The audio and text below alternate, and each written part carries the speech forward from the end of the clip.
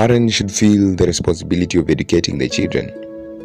Mothers are not to be given up to the following of fashions, but to be queens in their households.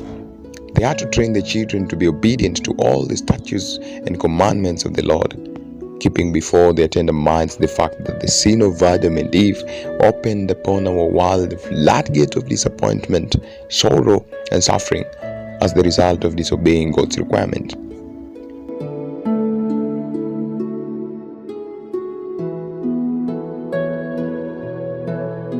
In the old dispensation, the significance of the typical sacrifices was often brought before the minds of the children, for they prefigured the great sacrifice that was to be made for the redemption of man.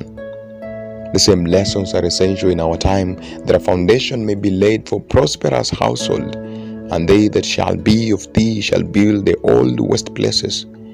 Thou shalt rise up the foundation of many generations, and thou shalt be called the repairer of the breach, the restorer of paths to dwell in.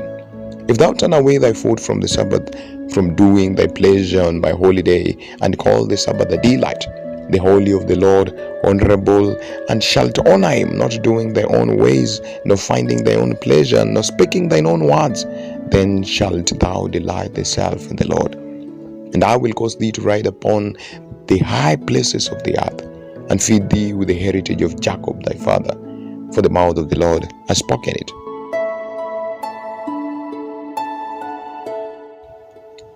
If parents had always followed the directions of God and had aimed to reach the high standard of life and character which is presented in the law of God, we should have altogether a different world and should breathe in a holier, purer atmosphere.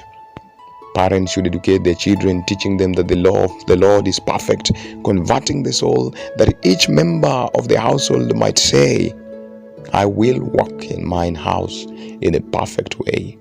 I will behave myself wisely.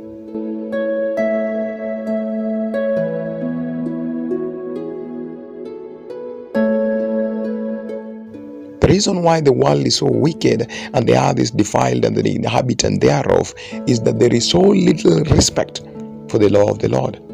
The reason there is so little respect for the Lord God of hosts is that children are brought up to have little respect for their parents. All family government is to be shaped after the direction given by Jesus Christ through Moses to the heads of the households.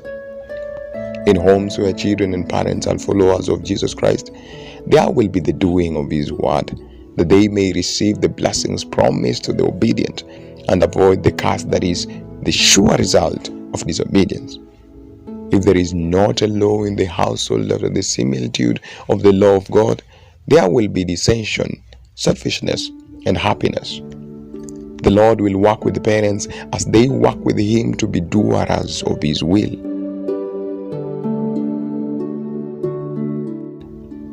There should be no dishonor, no haphazard work in the family, for those who profess to be followers of Christ are to reveal the fact to the church, to the world, and to the heavenly universe. There are a great many families under the displeasure of God because they follow their own imperfect ways and do not obey the word of Christ given for the instruction of parents in the Old Testament, that thou mightest fear the Lord thy God, to keep all his statutes and his commandments, which I command thee, thou and thy son, and thy son's son, all the days of thy life, and that thy day may be prolonged. Hear therefore, O Israel, and observe to do it, that it may be well with thee, and that ye may increase mightily, as the Lord God of thy fathers has promised thee, in the land that floweth with milk and honey. Hear, O Israel, the Lord our God is one Lord, and thou shalt love the Lord thy God with all thine heart, and with all thy soul, and with all thy might.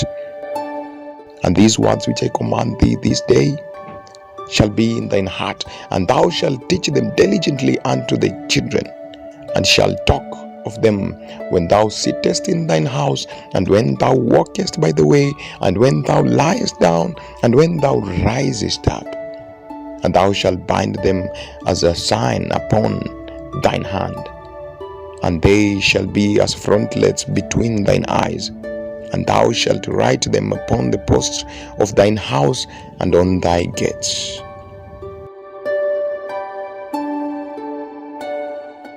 The Christian Educator, November 1, 1897, paragraph 1. Christian Educator, November 1, 1897, paragraph 4.